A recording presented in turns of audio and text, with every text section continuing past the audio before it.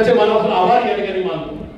मुळात या ठिकाणी समजून घेण्याची गरज आहे शिवस्वराज्य यात्रा का, त्याच्या मागचं कारण आहे. या मागच्या 5 वर्षात महाराष्ट्राने जे अनुभवलं, पुण्याने जे अनुभवलं, ते मागच्या कुठल्याच पिढीने या ठिकाणी अनुभवलं नाही. ज्या महाराष्ट्राने कायम या राज्याला, या देशाला, किंबहुना विश्वाला एक चांगल्या प्रकारचं सुसंस्कृत राजकारण दिलं, खूप चांगले राजकारण दिले. आदरणीय पवार साहेबांसारखा एक द्रष्टा नेता या जिल्ह्याने, या राज्याला आणि या देशाला दिला.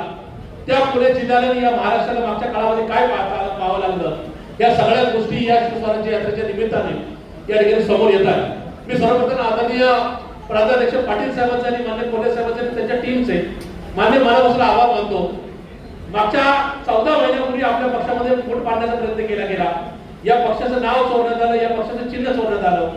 आपण सुसंस्कृत राजकारणी आहोत.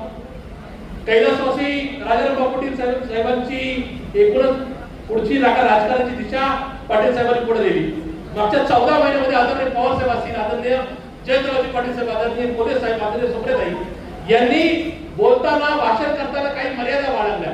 आपल्यातून जे निघून गेले, ज्यांनी आपला पक्ष चोरला, ज्यांनी आपलं चिन्ह चोरलं, त्यांच्या सुद्धा चुकीची टीका त्यांनी केली नाही. ज्या गोष्टी एकूणच मर्यादित भाषेमध्ये सांगता येतील ते निश्चित या ठिकाणी राज्याला सांगण्याचा प्रयत्न केला. पण मी मनापासून या ठिकाणी आभार यासाठी मानतो की ज्या गद्दारांनी आपल्या पक्षाची गद्दारी केली, ज्या गद्दारांनी आपल्या नेत्याची गद्दारी केली, ज्या गद्दारांनी आदरणीय पवार साहेबांची वयाच्या 83-84 मध्ये धोका केला, त्या गद्दारांच्या नावाने पहिल्यांदा टॅगलाईन आम्हाला दिसली आणि त्या टॅगलाईनच्या निमित्ताने आपण या ठिकाणी त्या सगळ्या शिवस्वराज्य यात्रा पुढे देत आहे. त्याबद्दल या ठिकाणी कार्यकर्त्यांचे होते तुमच्या शताच्या या ठिकाणी मी आभार मानतो. त्या ठिकाणी राजेश आरणे असतील, शैलेंद्रजी बेल्लेकर असतील, खूप सारी मंडळी, आमचे साहेबराव शिरोडकर असतील, आमचे डॉक्टर लाला गायकवाड असतील, सरपंच संजयजी गायकवाड असतील, ही सगळे मंडळी, आमच्या मोहम्मदीन असेल, त्यानंतर आसिफ शेख असेल, खूप सारी मंडळी, म्हणजे त्याच्यामध्ये काशिफ आहे, शादाब आहे, या सगळ्या मंडळी, आमचं पप्पू बलम असेल, या सगळ्या मंडळींनी हा मतदारसंघ विजून काढला आणि या मतदारसंघामध्ये चांगल्या पद्धतीचं लीड दिलं. मला खात्री आहे की येणाऱ्या काळामध्ये सुद्धा विधानसभेला आपण जो उमेदवार देता, शेवटी आम्ही सगळी मंडळी, पवार साहेब आम्हाला काहीतरी देतील, म्हणजे हा मुद्दा या मतदारसंघाच्या लोकांना, मतदारांना आणि या सगळ्या कार्यकर्त्यांना कळायला हवा. ज्या दिवशी आम्ही निर्णय घेतला त्या की आता ते पवार साहेबांवर राहायचं, दुपारी 2 वाजता शपथविधी झाला, अंकुश आनंदचं आमचं कोण आलं की आपण पवार साहेबांच्या बरोबर राहणार आहोत. आणि त्यावेळेस इथल्या आमदारांनी 1 महिना, आज बघू उद्या बघू, मी साहेबांच्या बरोबर जे मी दादांच्या बरोबर अशा प्रकारची भूमिका ठेवली. आम्ही त्या दिवशी हा निर्णय घेतला त्या दिवशी आम्हाला असं वाटतं की आमदार आमच्याबरोबरच राहणार आहे. त्याच्यामुळे उद्या या मतदारसंघात कोणी आमदार होणार आहे का नाही होणार आहे असा विचार न करता आपल्याला या शतकात जनप्रतिनिधी सगळ्यात मोठा नेता आहे, ज्याचं नाव आदरणीय शरदचंद्रजी गोविंदराव पवार आहे, त्यांची साथ द्यायची या हेतूने आम्ही सगळे बरोबर थांबलो. नंतरच्या काळामध्ये त्यांना या ठिकाणी दुर्बुद्धी सुचली आणि तिकडे गेले, विकासाच्या नावाखाली गेले. 14 महिन्यामध्ये निलेश होता, आपण कधी कुठला विकास या ठिकाणी पाहिला नाही. योगेश बापू या ठिकाणी आता कोल्हे जे काय बैठका घेतल्या, ज्या गोष्टीसाठी कुठे संघर्ष केला तो आदरणीय कोल्हे साहेबांनी केला, पण आपल्या आमदारांचा संघर्ष पण आपण पाहिला नाही आणि कुठे विकास पण आम्ही आदरणीय कोल्हे साहेब पाहिला नाही. त्याच्यामुळे मान्य म्हणतो त्या या ठिकाणी या सगळ्या विचार करण्यामध्ये आपण आदरणीय पवार साहेब, आदरणीय जयंतरावजी पाटील साहेब, आदरणीय सुप्रियाताई, आदरणीय डॉक्टर कोल्हे साहेबांच्या बरोबर कालही होतो, आजही आहोत आणि उद्या सुद्धा राहू. या मतदारसंघाची रचना ही निश्चित या ठिकाणी सेक्युलर विचारांची जरी असली तरी आदरणीय पवार साहेबांना आणि पवार साहेबांच्या विचाराला मानणारा हा मतदारसंघ आहे. आपण जो काही निर्णय घेतात, आदरणीय पवार साहेब असतील की आदरणीय जयंत पाटील साहेब असतील की आदरणीय कोल्हे साहेब असतील, जो काही निर्णय घेतात त्या निर्णयावर आम्ही राहू हा शब्द या निमित्ताने देतो. या शिवस्वराज्य यात्रेला मनापासून शुभेच्छा या ठिकाणी रजा घेतो. धन्यवाद. ज्या भागात तुम्ही जाताय त्या मतदारसंघाच्या लोकांना कळायला हवं की आपला आमदार गद्दार आहे का वफादार आहे.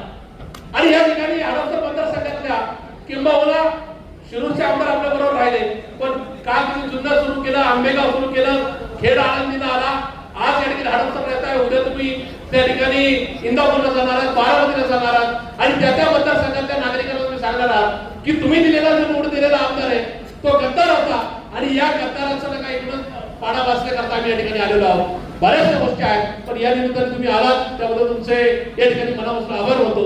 हडपसर विधानसभा मतदारसंघ हा कायम पुरोगामी विचाराचा मतदारसंघ राहिलेला आहे.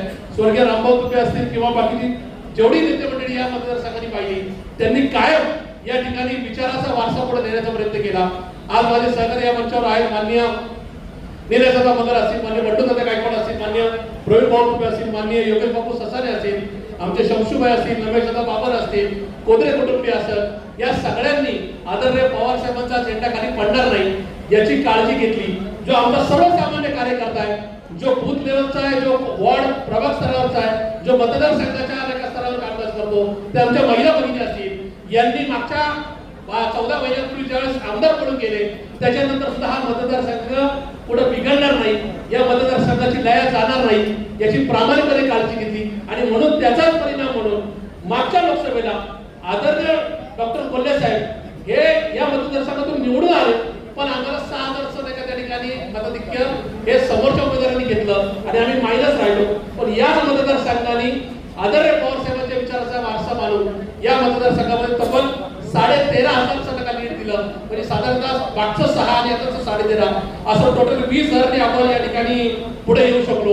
खूप साऱ्या मंडळी ज्यांना पुण्याच्या पूर्व भागातील 1938 पासून ग्राहकांना गुणवत्ता व सेवेची हमी असलेले अग्रवाल स्वीट्स म्हणजे नुसती परंपरा नाही तर चोखंदळ खवयांसाठी मेजवानी आहे. स्वर्गीय मुन्नालाल अग्रवाल यांच्या प्रदीर्घ वारसा सांभाळत अग्रवाल कुटुंबियांनी स्वीट्समध्ये ग्राहकांची गरज ओळखून अस्सल तुपातील पदार्थ आणि तत्पर सेवेचा वारसा जपत फूड क्षेत्रात नावलौकिक मिळवला आहे. हडपसर गाडीतळ व आकाशवाणी रविदर्शन येथील अग्रवाल स्वीट्सच्या शाखेला नक्की भेट द्या.